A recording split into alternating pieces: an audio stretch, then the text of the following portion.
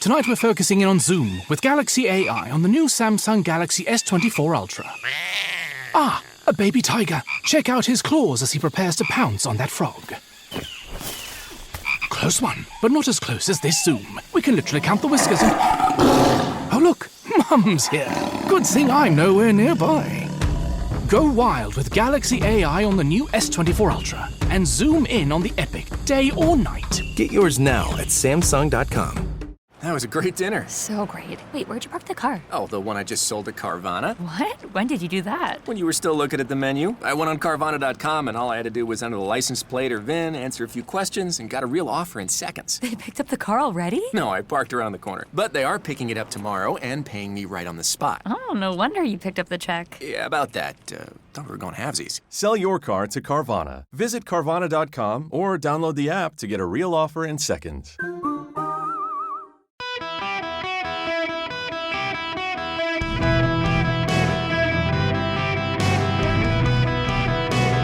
Welcome to the Eric Erickson Show Podcast, Hour 2. Hello, America. Welcome. It is Eric Erickson here across the nation. The phone number is 877-973-7425 should you wish to be on the program. I want to talk about, I teased a story yesterday about the number of non-white families that have started homeschooling. I want to play you some audio.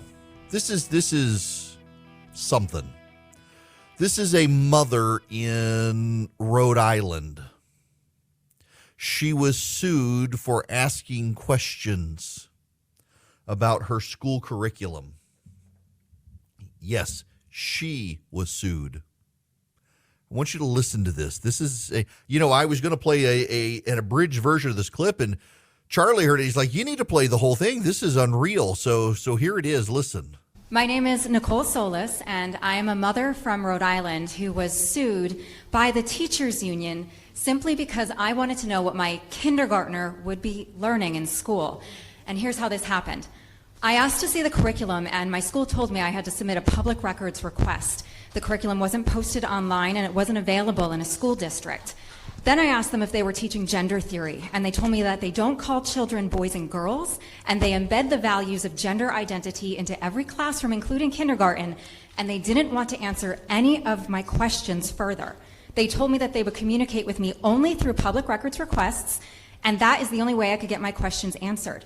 And when I did submit the public records request that they told me to submit, and I submitted hundreds because I had hundreds of questions, my school board then put my name on the agenda of a public school board meeting and held a public school board meeting to discuss suing me for submitting the request that they told me to submit. In a 5-hour-long school board meeting, they openly debated my moral character, my political motivations. They said that I was causing chaos, wreaking havoc, harming the district, harming children. One school board member even said she felt unsafe and started to cry because, as you see, I'm really scary standing here right now. And they really just tarred and feathered me for asking questions. And they had never met me before. And this was the first school board meeting that I had ever been to in my life. They wanted to send a message to other parents that if you ask questions, they will come after you. Well, at the end of this meeting, they decided that they wouldn't sue me for asking questions because they never intended on actually suing me. They just wanted to publicly humiliate me in a school board meeting that was a show trial. And when that happened, then the teachers union, the largest teachers union in the country, the NEA, did file a lawsuit against me to bully me and harass me with frivolous litigation and to send a message to other parents that if you ask questions about public education, they will come after you. And I'm here so that this doesn't happen to any other parent in America. I'm still in litigation for almost 2 years with the teachers union. I still don't have my answers. But what I do know is that my school district and my teachers union didn't want to just hide the curriculum from me. They wanted to ruin my life just for asking for it. And I don't want that to happen to any other parent in America. I'm at a loss for words on this. They made the parent go through FOIA requests, public records requests to get information. She filed over 100 getting information, and then they threatened to sue her. This is in Rhode Island, where the school district was willing to admit that they have rejected the idea of the gender binary, which is contrary to science itself, and they're indoctrinating kids. They're indoctrinating them. They're not educating them. CNN has a story out. More black families are choosing to homeschool their children, and they say it's a form of resistance. But it starts as so many of the stories start. Tracy York grew concerned about the quality of education her son received after his school moved to remote learning during the pandemic in 2020. York of Hyattsville, Maryland, described her fourth grader Zoom classes as chaotic. It looked as if teachers had not been trained in virtual instruction. That summer, the police killing of George Floyd in Minneapolis sparked a national racial reckoning. With only one black teacher at the school and none past the fourth grade, York said to her son Tice, who's now 13 years old, that he had no one he could relate to. There was a lot of mayhem. I really realized I don't think this environment is healthy for my child. She decided to homeschool Tice and has done so for 3 years. She's put together a curriculum that meets his specific needs and can teach him about race and African American history without the risk of politicians intervening. What's so funny is that she lives in Maryland, and CNN wants to link this to Ron DeSantis in Florida. Literally, when it says without the risk of politicians intervening, it jumps to a link to Reverend Al Sharpton leads marchers opposed to Florida's rejection of AP African American Studies course. While homeschooling isn't new, advocates say a growing number of black parents are educating their children at home so they can exercise more control over what they're taught and how they're treated. Many made the switch to homeschooling during the pandemic, but interest is growing as a national debate over teaching systemic racism and black history in the classroom continue, advocates say. The number of black households homeschooling their children jumped from 3.3% at the start of the pandemic to 16.1% by the fall of that year. The number was the largest of any racial group. What's so interesting here? What is so interesting is CNN in its biases, and I do think somewhat agenda-driven here in this reporting, is how they're trying to tie this shift in homeschooling to Ron DeSantis in Florida. They're highlighting parents outside of Florida and saying it's about Ron DeSantis, when actually what it is about the COVID pandemic. Parents across the board, red, yellow, black, and white, they got to watch their kids in Zoom calls with teachers and realize the crap education their kids were getting. They never had to deal with it before, and they got to see it firsthand, and that has caused all sorts of issues. And by the way, it is objectively for the better for the homeschool kids. They're now spending more time with mom and maybe even dad in some cases, and they're getting good education, and the parents are hands-on. Now, full disclosure, I will tell you, when we had the Zoom year, and it really wasn't even Zoom year for us, it was Zoom a couple of, 3 months of Zoom. My wife definitively realized she is never going to homeschool our kids. There was no way. Before my children were born, I told my wife's aunt that we would wind up having 2 children, and we would name them after my wife's side of the family, and we would name our children Stubborn and Ornery after my wife's family. Now, my wife's aunt got a great, good laugh out of it. My wife's father, not so much. My kids are 2 of the most hard-headed kids on planet Earth, and I promise you they get that from my wife's side of the family. And my wife trying to help my son do his homework. It was like it was like World War II play out around the kitchen table. Those two, just, my gosh, stressful for both of them. Homeschooling's not for us. God bless the parents who it's for. God bless them. We've got some friends. There's a homeschool community group where the kids can actually go, and a parent who's a chemist will teach the chemistry stuff, and a parent who's a physicist will teach the physics stuff, and a parent with an interest in history will teach the history stuff, and they kind of rotate around, and it's great, and the kids get a great education, and it's very hands-on, and the parents are distinctly involved. And one of the great things to come out of homeschooling right now, out of the pandemic, is how involved the parents are, but also how extreme some school boards have gotten. There is a really, really arrogant contention within a lot of the education establishment now that you are not cut up or cut out to teach your children, that you are not experts. The left has embraced this credentialism that if you haven't gone to an education school to learn education, you can't teach your kids. Back to the CNN story. Some families say they chose to homeschool because they were living in majority white school districts and wanted to teach their children to have confidence in their black identity. Others expressed a desire to shield their children from the nation's polarizing racial climate. Sherry Mehta of Laurel, Maryland, said she first turned to homeschooling in 2020 to help her young son who wasn't doing well with remote learning as a kindergartner. Mehta said she also becoming concerned about her two kids facing a cultural gap or racism because they were not around teachers who looked like them in the school district. And she saw few black children included in the school's gifted program. With homeschooling, Mehta said she and her husband can split the responsibilities of teaching different subjects, teaching the truth about black history and slavery, and can rely on co-op groups for hands-on learning such as woodworking. Mehta said she doesn't want her children to experience the same racial trauma she experienced in public school. She recalled growing up in Richmond, Virginia, and competing against sports teams with names like the Rebels and the Confederates.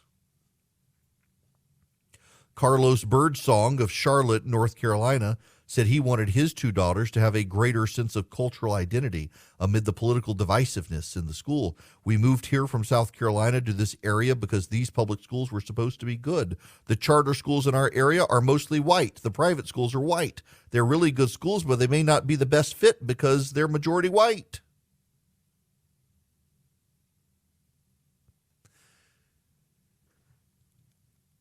I don't care as much as CNN cares about the racial component and the racial framing.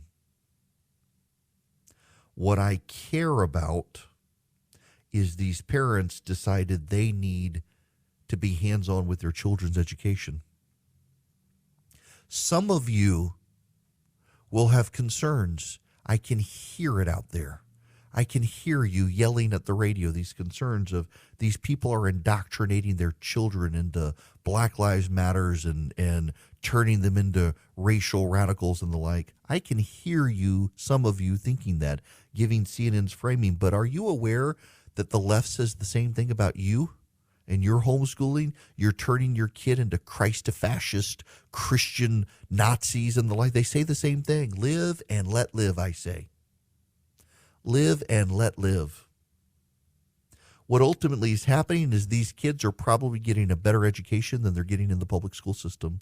And so they will be more productive members of society in the future. I think this is a great thing. I think this is fantastic. I think the trend lines here should be encouraged.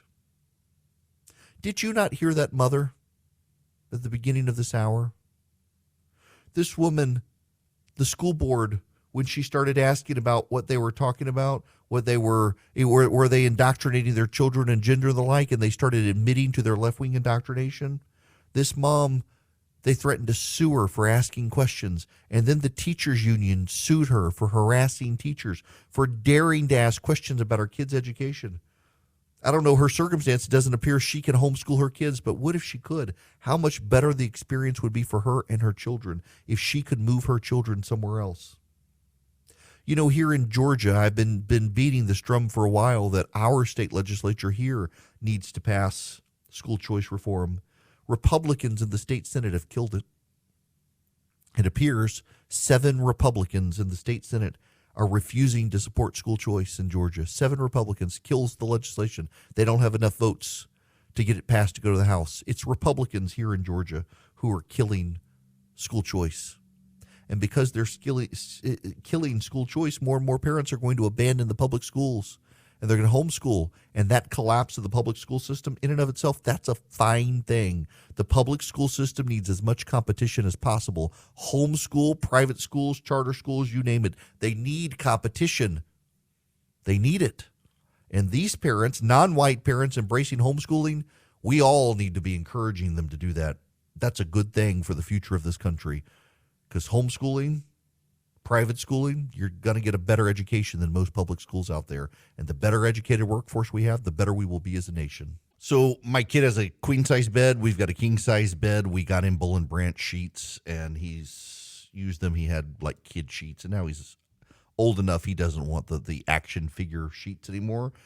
Well, we got lost because, the sheets look like our sheets, except they're queen-size sheets, and they got put in our closet, and the kid was in despair.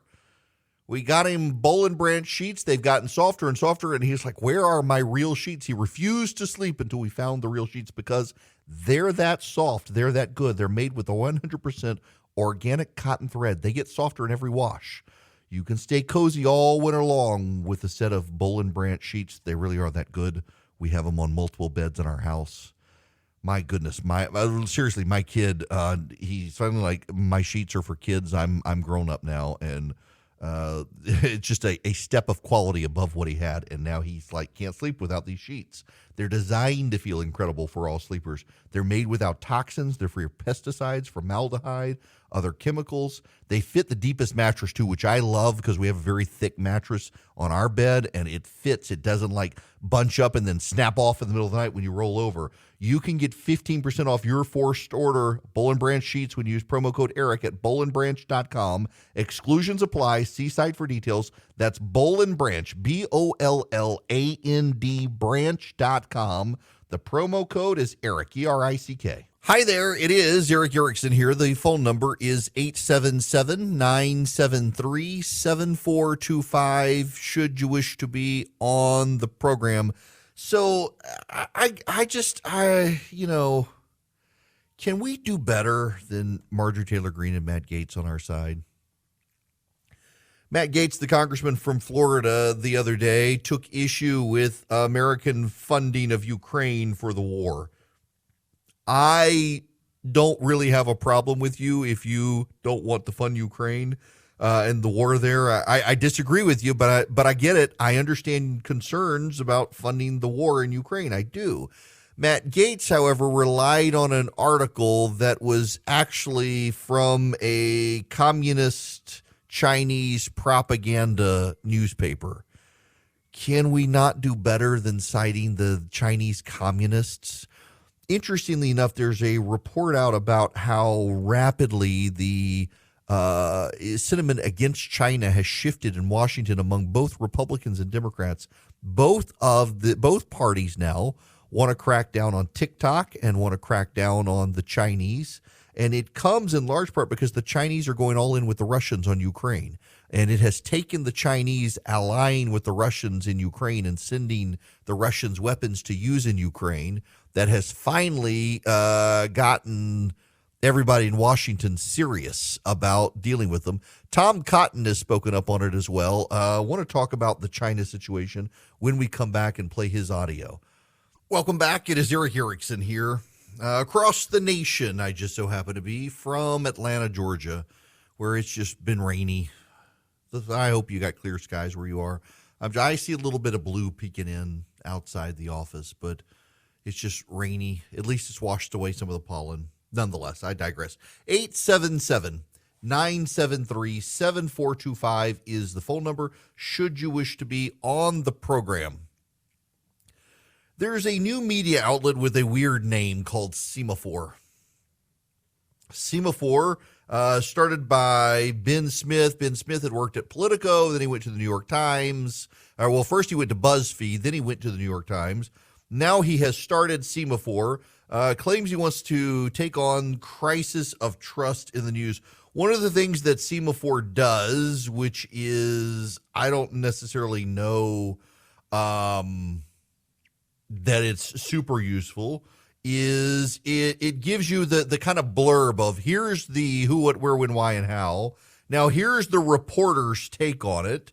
And then here's the no more section, a little bit of deep dive, and then room for disagreement. Here's what other people say who may disagree.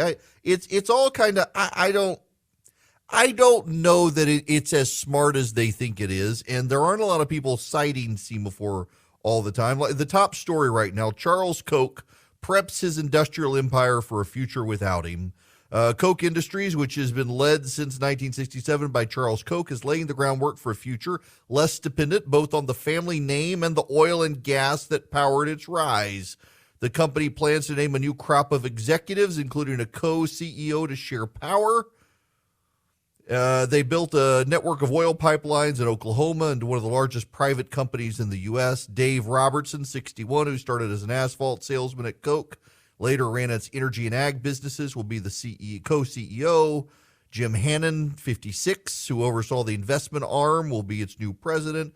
That's great. And then there's another view and a room for disagreement and blah, blah, blah, blah, blah, blah. That's fine. They want to do something different. They say there's a crisis of trust of the media. One of the things they're getting at is that reporters have biases, might as well be transparent about the biases. And in being transparent about the biases, leave room for other people who might disagree. As long as you can be honest about who's disagreeing with you and things like that, that's totally fine. There's a problem, though. This is from Chuck Ross at the Free Beacon. Semaphore, which is a popular media startup, has an interesting new partner in its quest to fix the crisis of trust in news. A consortium of Chinese Communist Party front groups, soft on China business leaders, and one organization that calls itself a Chamber of Commerce led by the Communist Party of China. The online news outlet is partnering with the Center for China and Globalization for a China and Global Business initiative that will launch in Beijing later this year. The center is part of China's United Front system, which the Communist Party uses to influence universities, think tanks, scholars, and journalists. Semaphore's initiative will bring together a number of CCP allies and Americans known for dovish views towards Beijing, among them John Thornton, a prominent Brookings Institution donor with long-standing ties to Chinese government officials. Semaphore's ambitious new initiative calls into question its claim to be a global news platform whose goal is addressing the crisis of trust in news. Media watchdogs have long been concerned about corporate and foreign influence on American news organizations, particularly with China's aggressive attempt to influence American news outlets. The New York Times and Washington Post have ended advertising deals with Chinese state-run media outlets over the optics of those relationships.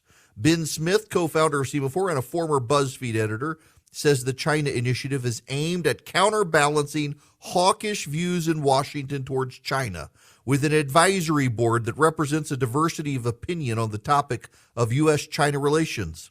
But a glance at the advisory board's members calls that claim into question as well. Wang Huyao, the founder of the Center for China and Globalization, is a Chinese government advisor and official at organizations that help develop China's controversial Thousand Talents program, which the FBI says uses to steal trade secrets. Chen Deming, a former Chinese Minister of Commerce and advisory board member, has been a Chinese Communist Party member since 1974. Another advisor is former Chinese ambassador Chu Tenkai, who in the diplomatic role defended Beijing's human rights record. He dismissed concerns about China's oppression of Uyghur Muslims, saying China was merely trying to re-educate them. Other Chinese advisory board members include the chairman of the All China Federation of Industry and Commerce, the China Public Diplomacy Association, both of which are tied to the Chinese Communist Party's United Front Work Department. The Guardian reported the China Public Diplomacy Association organizes training sessions where former foreign reporters are schooled not just on China, but on its view of journalism. The All China Federation of Industry and Commerce describes itself as a mass organization and chamber of commerce led by the Chinese Communist Party. On the American side are business leaders, academicians, and former diplomats known for supporting China. Jessica Chin Weiss, a former Biden State Department official, has criticized the U.S. obsession with China. John Thornton, the namesake of the Brookings Institute's China Center, chairs the Silk Road Finance Corporation, a Chinese Communist Party-backed investment fund that develops projects for Beijing's controversial Belt and Road Initiative. So, Semaphore, brand new media outlet, is essentially becoming an arm of the Chinese Communist Party because, in the words of Ben Smith, the co-founder, the China Initiative is aimed at counterbalancing the hawkish views in Washington. Should we not have hawkish views on China right now? This is what the Chinese have done for a long time. They have embedded and infiltrated media organizations around the world to try to get favorable coverage of China. They take advantage of this sentiment by people like Ben Smith that we're being too nasty to the Chinese. The Chinese are running concentration camps. You can imagine Ben Smith hiring in the 1930s. We've got this hawkish view on Germany. Maybe we need to hire a bunch of Herr Hitler's advisors to come be on an advisory board to counterbalance the hawkishness of the United States towards Germany in the 1930s. That's essentially what's going on here. The Germans were running the concentration camps. The Chinese are running the concentration camps. And Ben Smith's like, oh, we got to counterbalance the hawks. This is discrediting of the whole effort of Semaphore. This is completely discrediting. This is Tom Cotton, senator from Arkansas. First off, I want to commend Governor Youngkin for a bold decision to refuse citing in Virginia. You know, the Democrats' reckless tax and spending package last year was designed to try to get America producing the minerals we need and the technology we need for such things as batteries for cars or other critical rare earth elements and related technologies. It wasn't designed to allow American companies like Ford to simply go into joint ventures with Chinese companies here in America to take advantage of it. That's a failure of the Biden administration, the Democrats in Congress, who wrote a law and regulations that allow it. Yeah. You're right about the further point, too, is that there's a vast network of what I call the China lobby. And many of them aren't even intentionally shilling for the Chinese communists, but their economic interests are so deeply entwined that they are very sensitive to any political steps to hold Chinese communists accountable. We have to expose the China lobby and stop it. We have to expose the China lobby and stop it. Start with Semaphore. This is a terrible idea, but it's not just them. The Chinese have been spreading money around for a very long time. Well, let me just put this in greater perspective for you. Disney is going to release a new version of Peter Pan called Peter Pan and Wendy. It's got all the diversity quotas check marked in white, black, male, female. Here's one of the things Disney misses. When you read the original Peter Pan, the Lost Boys are boys for a reason. Peter Pan is a deeply feminist work. Wendy provides not just a mother role for the Lost Boys, she provides order, where Peter Pan provides chaos. Barry, the author of Peter Pan, said the reason the Lost Boys are all boys and not girls is that girls would be far too smart to lose their families. Only the boys would be dumb enough to lose their families. So to have the girls in this Peter Pan version be part of the Lost Boys is to disrespect the feminist work that actually was Peter Pan. And I'm not making that up. It was a very pro-woman, pro-girl story where the author very insistent that the Lost Boys were boys because only boys would be dumb enough to lose their families. Girls would never do that. And it took Wendy, the girl Wendy, coming back to provide a level of order to not just mother them, but to provide order out of the chaos. And so Disney doesn't care about the background, doesn't care about the feminism of the original, doesn't care about the pro-girl original story because it wants to check all the diversity boxes. It wants to check all the racial diversity boxes. It wants to check the intersectional boxes. They would never do that to Mulan. They wouldn't want to alienate the Chinese. Diversity only goes in one way. They would never do that to Milan because Disney doesn't want to hack off the Chinese. The National Basketball Association wants to lecture us on civil rights and social justice, but won't say anything about the Chinese running concentration camps with the Uyghur Muslims. Apple wants to lecture us on social responsibility and civic obligations. Apple turns a blind eye towards China because it makes so much of its product in China. If Apple were to say anything, China would shut down its supply lines. And here comes a media outlet, Semaphore, brand new media outlet, and decides it wants to put on a panel, a bunch of pro-China sympathizers and Chinese Communist Party members, some of whom are directly involved in the re-education of the Uyghurs in their concentration camps, and say, we want to counterbalance the hawkishness of Washington on China.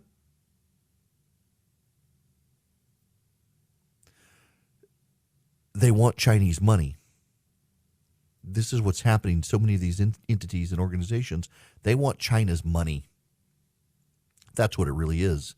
They think China's got a lot of money in a lot of these, and maybe Ben Smith is one of them. He kind of thinks, well, this next century is going to be China's century. It's going to be China's time, and we better start sucking up to the Chinese communists now so that we can be protected. There's a very Animal Farm-esque relation here when it comes to China. And you got a new media outlet in this country deciding that it wants to counterbalance hawkishness. You know where the hawkishness comes from in the United States right now? I've mentioned it earlier. It is because China has decided to go all in with Russia in Ukraine. The Chinese and the Russians want to build a new world order that takes on the Western world order where might is right and the Chinese communist corruption reigns supreme. That's why we actually have to stand with Ukraine and fight against the Russians, because despite everybody taking him out of context, Volodymyr Zelensky is right. If Russia wins in Ukraine, it's going to start moving into NATO territory, and your sons and daughters will be recruited to go fight Russia then.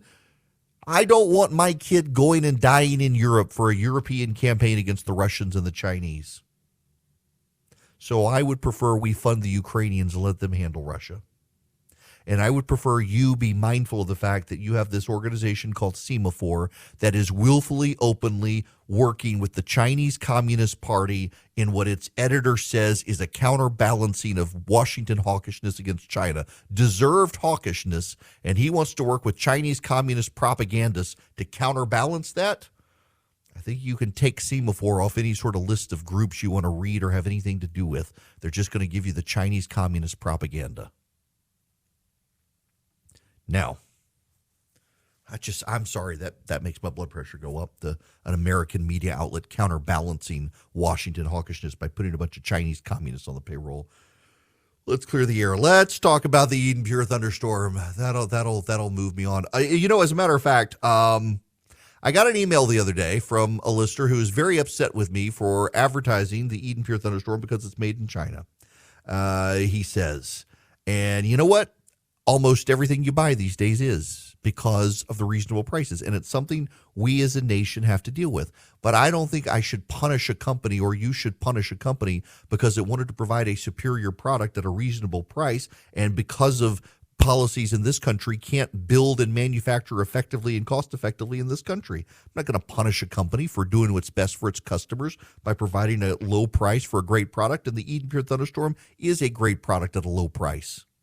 You can get 3 of them at EdenPureDeals.com. The discount code ERIC on the front of their website, ERICK.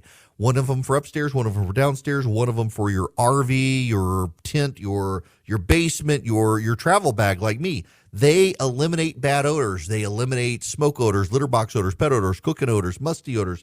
I travel with mine in case I'm in a hotel room and someone's been smoking in it and it stinks. I can fire up the Eden Pure Thunderstorm and it takes out those odors. You can get 3 of them for less than $200. You can hold it in your hand. You can plug it in a car with a USB outlet or plug it directly into the wall. It is EdenPureDeals.com. The discount code is just ERIC, ERICK. Hi there. Welcome. It's Eric Erickson here. Across the nation, this hour of the program is brought to you by my friends at First Liberty Building and Loan. The Frost family has been helping businesses grow since the early 1990s. They want to help your business grow. What you can do is reach out to the Frost family at firstlibertyga.com and see if they can help you. If you're buying a building, building a building, growing a franchise, buying a franchise, buying out the competitor or business partner, that's the deals they specialize in, $750,000 deals and higher. They might be able to help you anywhere in the nation. They can help your business. Reach out to them, firstlibertyga.com, firstlibertyga.com. You know, I want to circle back to something that I've said because this has happened more than once. Somebody very angrily emails me, I can't believe you'd endorse this product because it's made in China, and you talk about China all the time. Calm down, boomer. You know, so much of what we in this country buy these days and make are in China. If you got any sort of electronic device, it's probably manufactured in China. I'm looking right now. I've got a Sony camera. It's a Japanese country, but it is produced the camera body in China. I've got my MacBook Pro, my iPhone, 2 Mac monitors, a Sony TV behind me. All of them are made in China, even if they're not Chinese companies, because China has cornered the market on cheap production of goods. I don't like it any more than you do, but I'm not going to tell a company, oh, I'm not doing business with you. I'm going to go pay 5 times more for an inferior product because it's made in Dubuque. No, I'm not going to punish my family, my business for buying something that's 5 times as expensive and might not be as good a quality. We really just hurt ourselves in this country years ago when we outsourced so much. But why did we? We did it because we could build things cheaper elsewhere. I think we need to start, instead of boycotting China, we need to do like an ally cot. We need to ally with countries like India and start building there. We need to work with our partners and allies and say, we're not going to do manufacturing in China anymore. We're going to use our resources to help you set up the supply chain so we can make all these products here or wherever. Whether it's India or Mexico, let's finally invade Mexico, take out the drug cartels, and set up shop there to provide great jobs there. These are real things we have to think about. But trying to go cold turkey from China is, if you're rich, I guess you can do it. But for most people, you can't. And I'm not going to condemn someone for making a product in China or buying a product in China. It's the necessity of the 21st century that we should change, but we're not going to overnight. So deal with it. Hello, it is Ryan, and we could all use an extra bright spot in our day, couldn't we? Just to make up for things like sitting in traffic, doing the dishes, counting your steps, you know, all the mundane stuff. That is why I'm such a big fan of Chumba Casino. Chumba Casino has all your favorite social casino-style games that you can play for free anytime, anywhere with daily bonuses. That should brighten your day a little. Actually, a lot. So sign up now at ChumbaCasino.com. That's ChumbaCasino.com. No purchase necessary. VGW Group. Void where prohibited by law. See terms and conditions. 18+.